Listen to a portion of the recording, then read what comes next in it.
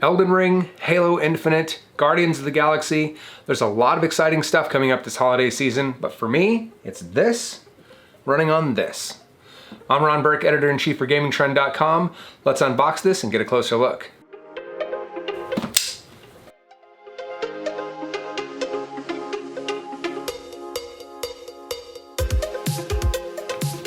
Health and safety guides.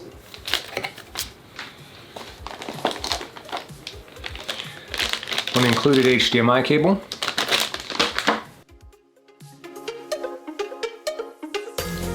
Straps with buttons.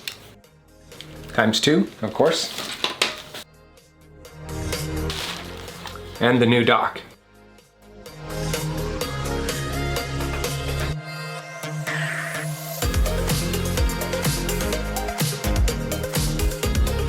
One of the first changes you'll see is the replacement of this kickstand.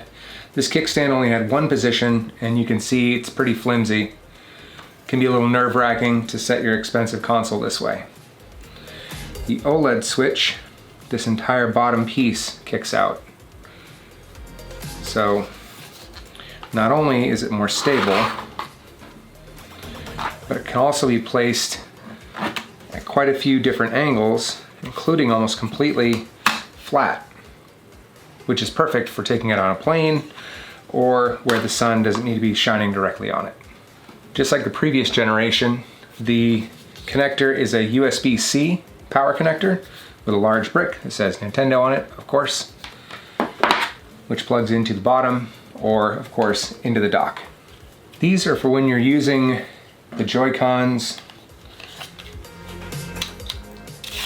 like so. So you can use these top buttons. I like this strap. It's braided, and this makes it very easy to move into the correct position. Far better than the previous system. It's a good improvement. The HDMI cable is the same old HDMI cable we've been using. I think I have enough of those. The new Joy-Cons are obviously white. The grip, on the other hand, is precisely the same, but I have to say, it looks pretty good in white. Like the controller, the dock is white all the way around. Internally, everything's the same. You can see that USB-C connector right there.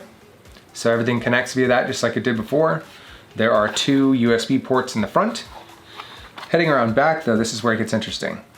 You've got this channel right here, which allows you to route cables out a little more easily than the previous unit. Still coming out the side there. And you've also got this slide port right here where you can do additional cable routing. This is no longer just a door that opens, it comes off entirely. Right here is an RJ45 connector, so you no longer have to use an Ethernet adapter to connect your Switch to your network or just using Wi-Fi. Now you can plug it in right here directly. The rest of the ports are the same. There's your HDMI out and your AC adapter. One of the shortcomings of the original Switch was a lack of Bluetooth support for headphones. Now, a company called Genki came up with this adapter right here, and I'm going to show you precisely what's wrong with this. This goes into the bottom of the Nintendo Switch in the USB-C port. I don't know where I lost it. I don't even have a clue. Not only do I not want it hanging out of the bottom of my Switch, but I can't use the kickstand with it, and I also have to stick this in the headphone port. All around, it worked fantastic till I lost it. You'll be happy to know that the OLED Switch supports Bluetooth right out of the box. What better way to compare and contrast the old Nintendo Switch's screen to the OLED screen than with two amazing titles, Metroid Dread and Mario Kart 8. Let's fire them up and get a side by side.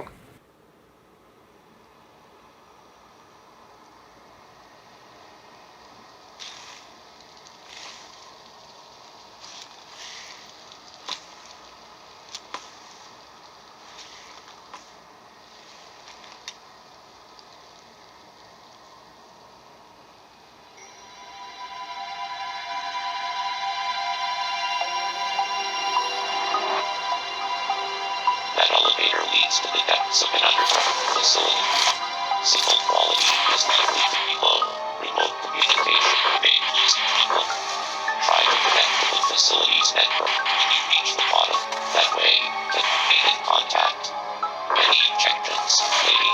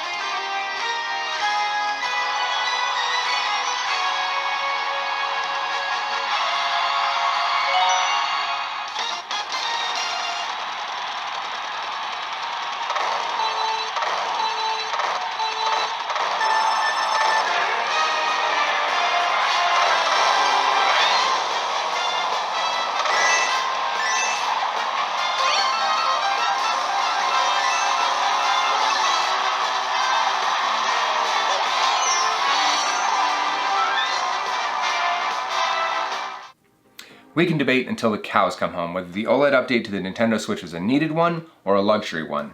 And I'm right there with you. I would have loved to have seen some additional memory, a faster processor, or even a 4K screen. That said, seeing the visual quality difference between the original launch system and this new OLED system, it is striking. Combine that with quality of life updates like the new kickstand, 64 gigs of internal storage, and even that LAN port that's on the dock, and it makes it a fantastic mid-cycle upgrade. At least until Nintendo comes up with whatever else we're gonna fall in love with next time. I'm Ron Burke, editor-in-chief for GamingTrend.com, saying stay safe, and we'll see you again very soon.